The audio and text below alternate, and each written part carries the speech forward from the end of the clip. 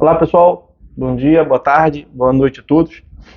Hoje eu vou tratar com vocês de um caso que talvez ninguém tenha ouvido falar. Alguém aí já ouviu falar do PUIL? PUIL é o pedido de uniformização de interpretação de lei, que é cabível no âmbito dos sistemas dos juizados especiais, em alguns juizados especiais, como eu vou lhes dizer. Trata-se da reclamação 42.409 do Rio Grande do Sul, um julgado de relevância, porque ele vem da primeira sessão do STJ, que reúne as primeiras e segundas turmas, as turmas competentes para a matéria do direito público no âmbito do STJ.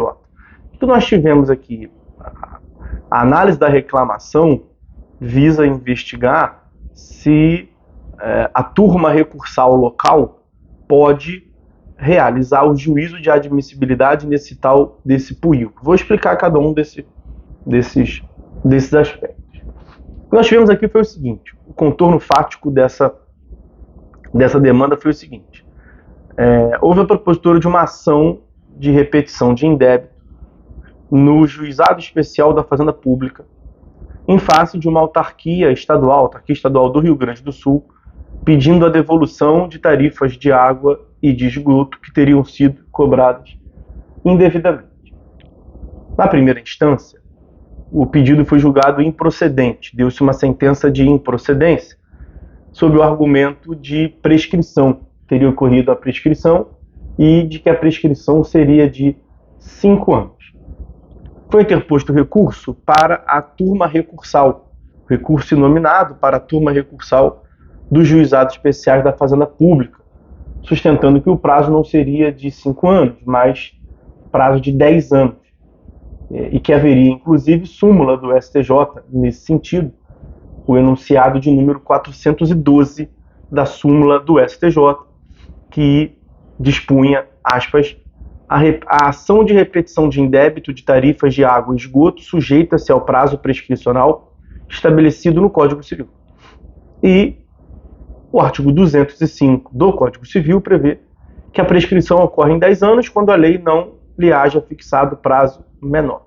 Então, aos olhos da recorrente, o prazo seria de 10 anos, pela regra geral do artigo 205, porque não encontrou previsão mais precisa no 206 e seus parágrafos, reduzindo esse prazo de 10 anos. Parágrafo 1º prevê, do 206, prevê prazo de 1 ano, parágrafo 2º 2 anos, terceiro 3 anos, e por aí vai. Não teria ali nenhuma hipótese que excepcionaria o 205, então seria o prazo de 10 anos aos olhos da recorrente.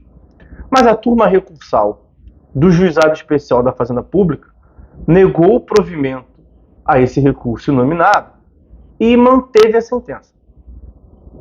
E aí eu vou parar por aqui para fazer algumas singelas observações. Nós estamos no âmbito do Juizado Especial da Fazenda Pública.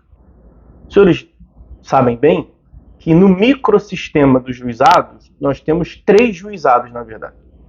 O Juizado Especial Civil e Criminal dos Estados, regido pela Lei 9.099 de 95, os juizados cíveis e criminais federais, regidos pela Lei 10.259 de 2001, para causas que tenha como demandado a União Federal, a Autarquia Pública Federal, Administração Pública Direta e Indireta, portanto.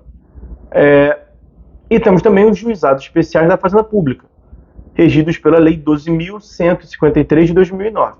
É nesse âmbito que nós estamos, nos juizados especiais da Fazenda Pública, porque a ação foi intentada em face de uma autarquia pública estadual. Os juizados especiais da Fazenda Pública têm competência para causas que tenham como demandados o próprio Estado, o município ou a autarquia, fundações de direito público estadual ou municipal. Tá? Então, nós estamos nos juizados especiais da Fazenda Pública. Nos juizados especiais como um todo, o recurso cabível em face da sentença é o recurso inominado, que foi o recurso interposto. E no sistema dos juizados especiais, o julgamento não se dá pelo tribunal.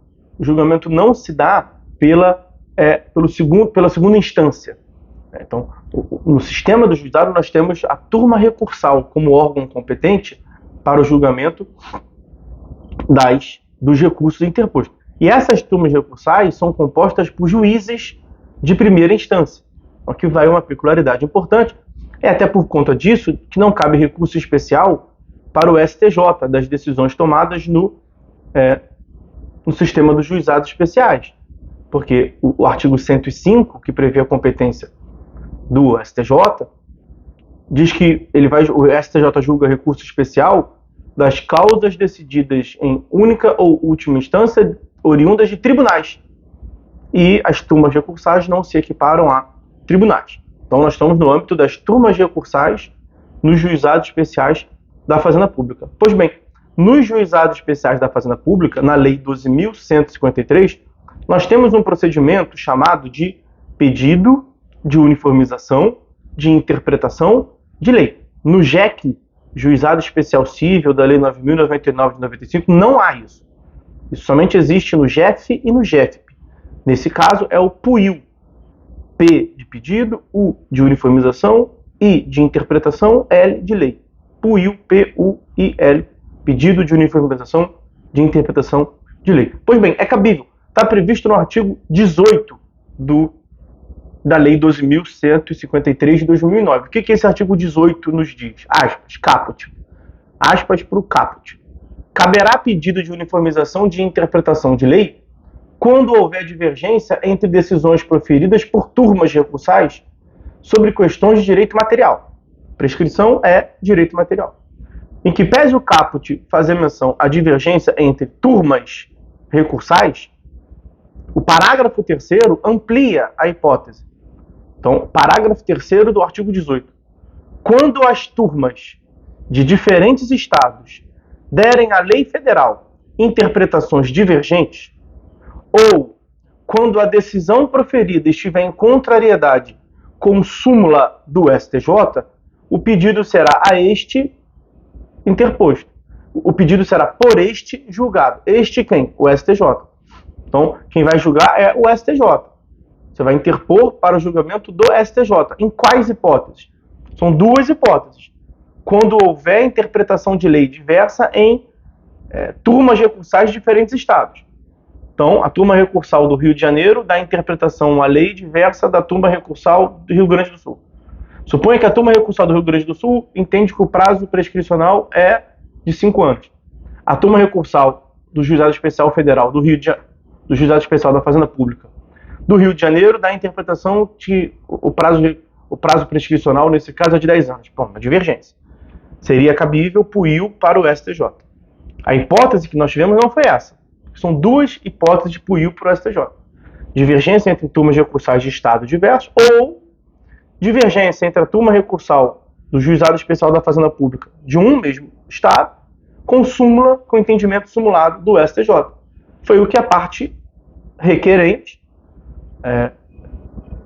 argumentou nesse caso, que o entendimento da turma recursal do Rio Grande do Sul, turma recursal do Juizado Especial da Fazenda Pública do Rio Grande do Sul, dando interpretação que o prazo prescricional nessa hipótese seria de 5 anos, fere o entendimento da súmula 412 do STJ, no sentido de que o prazo prescricional seria o prazo do Código Civil, pela interpretação da requerente, seria de 10 anos.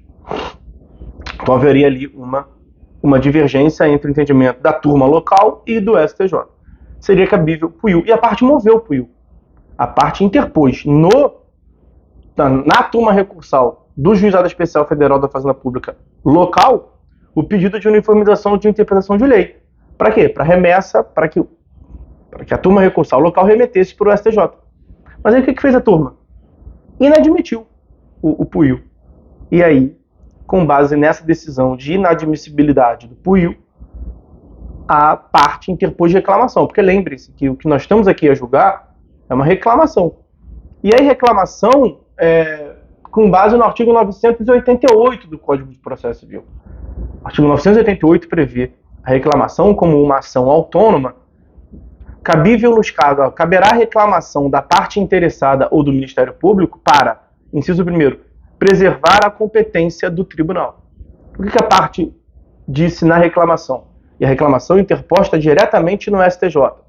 O STJ estão usurpando da sua competência. Compete ao STJ julgar o PUIU. E a lei não prevê que a turma recursal local pode deixar de admitir o PUIU. Então, o pedido de uniformização de interpretação da lei foi interposto lá embaixo, tinha que ser remetido para o STJ. Quem tem que dizer se cabe ou se não cabe, se é procedente ou improcedente, não é a turma local, é o STJ. A lei não prevê, tem alguns casos em que, por exemplo, no recurso especial, no recurso extraordinário, são recursos interpostos na Justiça Comum, em varas cíveis, aqui no Tribunal Local, e o Tribunal Local faz juízo de admissibilidade. Só remete para o STJ e STF o que entender cabível, mas a lei prevê esse procedimento.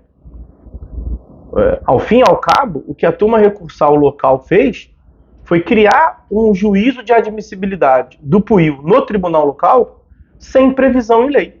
O artigo 18 da Lei 12.153 de 2009, a Lei dos Juizados Especiais da Fazenda Pública, em nenhum momento prevê essa hipótese de juízo de admissibilidade na turma. Então, qual era a lógica? Como é que chegou à conclusão do STJ, que seria a lógica pela interpretação da lei? Já que a lei não prevê o juízo de admissibilidade aqui embaixo, no tribunal local, no caso na turma recursal local, ela tem que remeter o pedido para apreciação do STJ, sob pena de realmente usurpar a competência do STJ. Isso seria algo parecido com o que se dá na apelação. Na apelação, o juiz de primeiro grau que profere a sentença, ele não pode julgar a apelação, muito menos dizer se ela é admissível ou não. Ele tem que receber a apelação, dar vista à parte contrária para contrarrazões e remeter, eu costumo brincar em sala de aula, depois ele pega, embrulha tudo para presente e manda para o tribunal apreciar a competência e o mérito do recurso.